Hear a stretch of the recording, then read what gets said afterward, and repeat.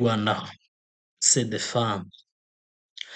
Que le bon Dieu bénisse et accompagne ceux qui se défendent, qui se battent pour leur famille, leurs parents et aussi leurs droits inaliénables, droit à la vie comme tout autre citoyen de ce monde.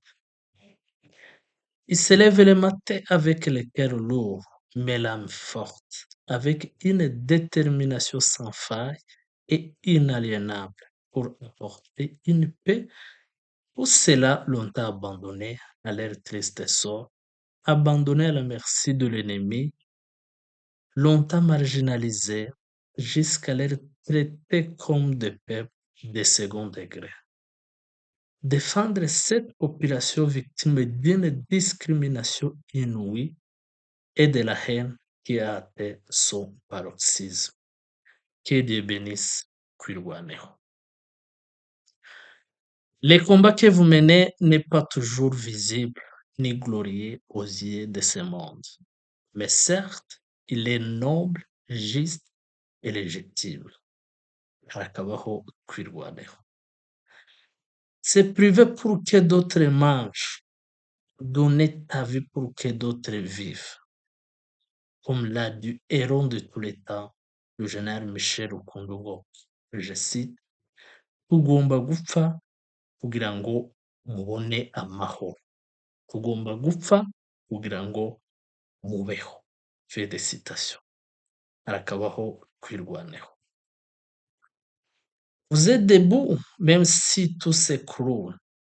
Vous souriez alors que vous pleurez en silence. Voilà la grandeur. Ngubwo ubukwari. La valeur de l'homme ne se définit pas par sa fortune, mais par l'amour avec lequel ils défendent ceux qui ont été abandonnés par ceux dont ils étaient censés les protéger. Comme l'a dit notre inoubliable héros de tous les temps, je cite, umugabo si imitungo, umugabo ni ijambo, umugabo ni ibikorwa. Fin de citation. Voilà la grandeur de l'homme. À toi qui luttes dans l'ombre, qui avance malgré la fatigue, sache que ta force est une lumière dans l'obscurité. Le bon Dieu voit tes efforts, même si personne ne te dit pas merci. C'est pas par la richesse que fait la valeur de l'homme, mais l'amour avec qui il protège les siens.